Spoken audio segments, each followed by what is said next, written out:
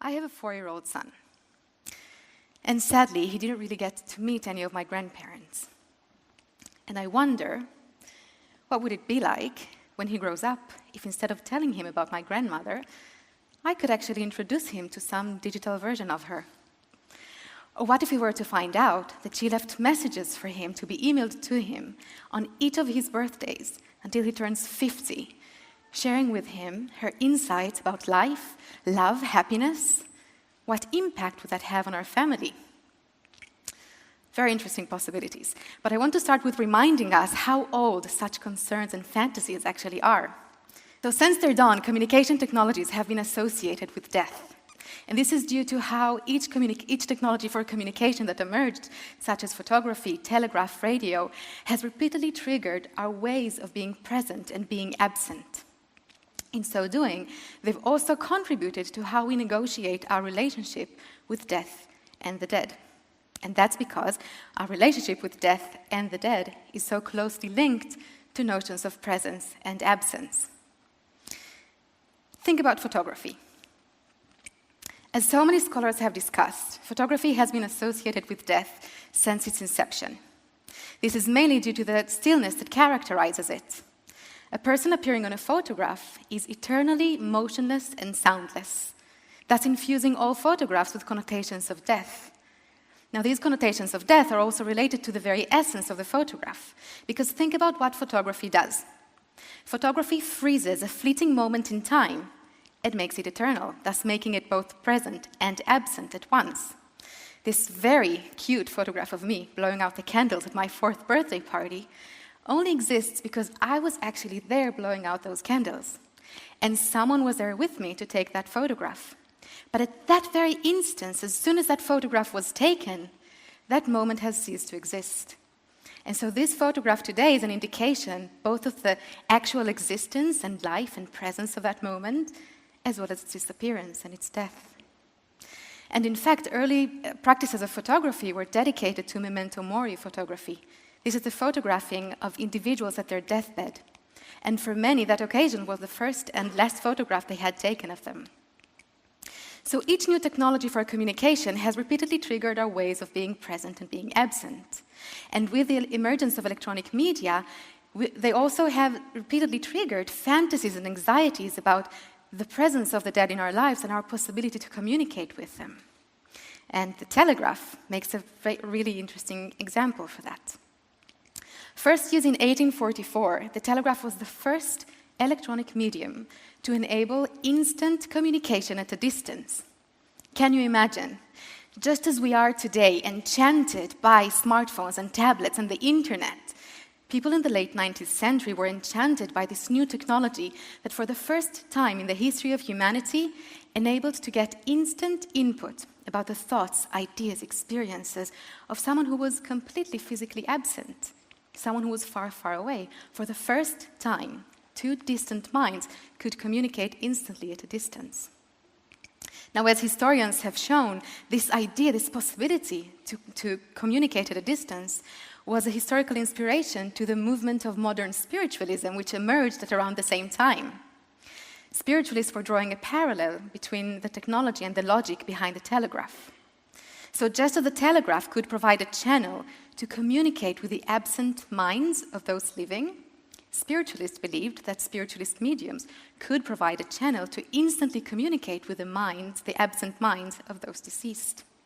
And many scientists were inspired both by the technology of the telegraph as well as by spiritualist belief, joined modern spiritualism and tried to build the machine that would enable to communicate with the world of the dead. Now, later electronic media as well have, again, challenged and facilitated additional ways for being present and absent, and have also triggered their own versions of such fantasies and anxieties about communicating with the dead with the technology of the time. And digital media make no exception. So with digital media, we've also established additional ways of being present and being absent. And in recent years, there is growing interest, both academically and popular, growing interest in how digital media is being incorporated by individuals in their relationship with death and the dead. And the possibility that we could use digital media to interact with deceased loved ones has inspired our collective imagination. And this is best seen in popular TV dramas and big-budget movies that we've all seen that have brought this idea to life. For example, a famous movie from 2014 depicts a scientist who researches artificial intelligence. Sadly, he's poisoned, so naturally his colleagues upload his mind onto a computer.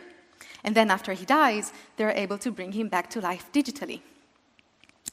I won't tell you how it ends, but it is a dystopian science fiction movie. So we can imagine that things go very, very wrong. Now, what if I told you that this technology already exists? What if I told you that when you go home today, you actually can start uploading your mind onto a computer and start planning how you want to be present online and active online after you die? So this unease that we're feeling and that some of the sounds that I'm hearing is why, although science fiction is important and useful in inspiring us and in gaining an entry point to the popular imagination, we also need social science. Because the thing is that technology in real life is hardly ever all wonderful or all terrible.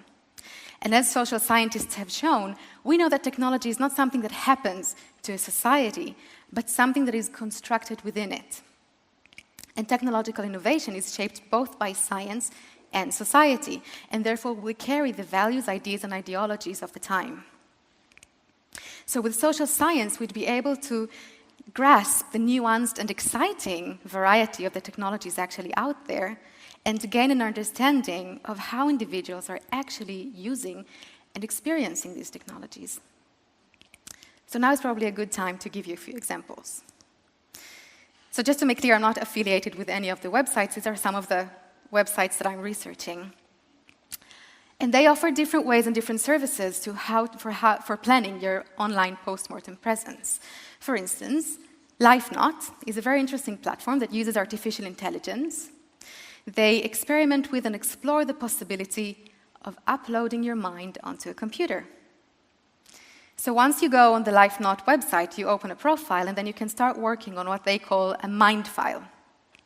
And then they create a digital version of you, which is kind of like a chatbot. And then the more information you give to it, and the more you train that chatbot with examples to its answers that you might give to questions, the better will it represent the likeness of you, and then interact on your behalf now or in perpetuity.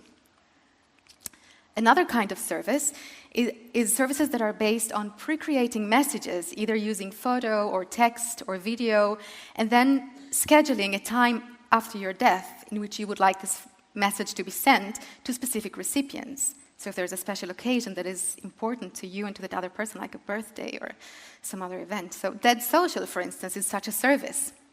And Dead Social enables you to create messages that are later posted to Facebook profiles and Twitter accounts of people that you specify.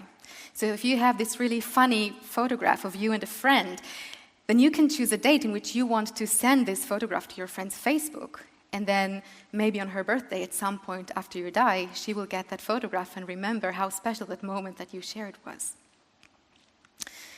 Now, speaking to one of the participants in my research, he used one of these services, and he created several messages, video messages for his loved ones.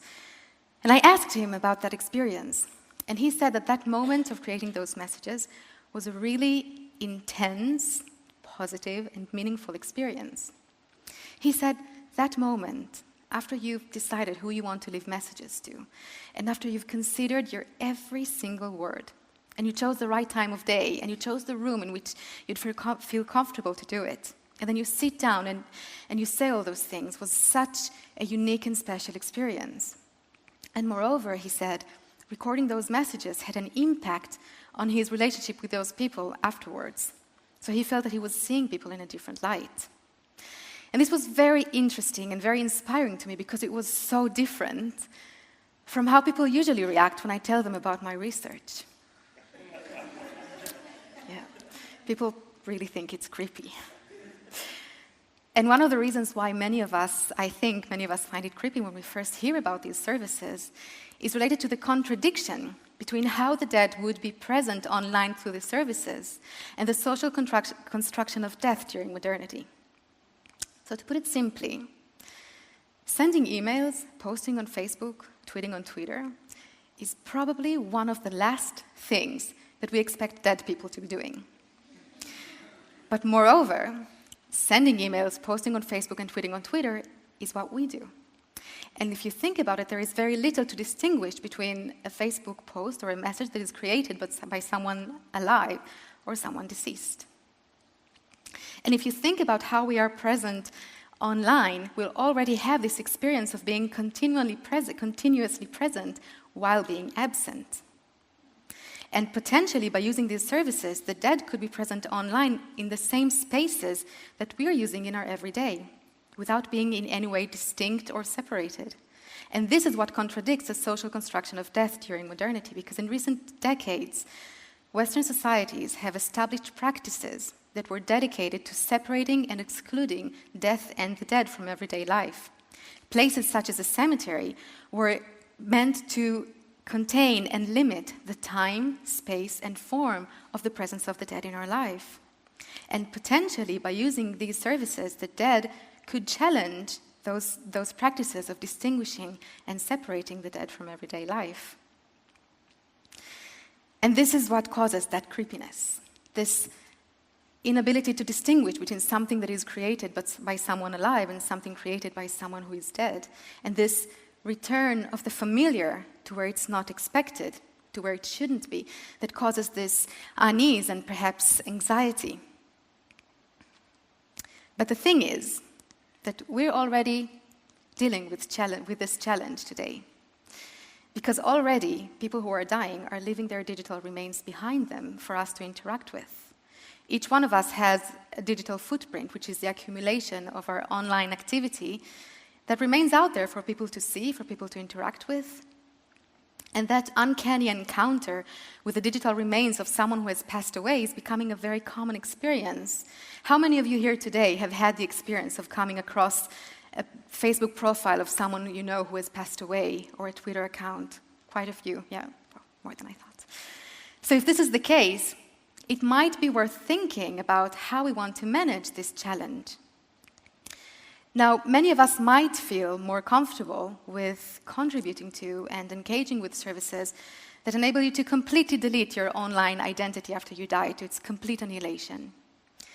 But some of us might also be curious and interested in reflecting and thinking about the possibilities of controlling and managing how you do want to be present and active online after you die.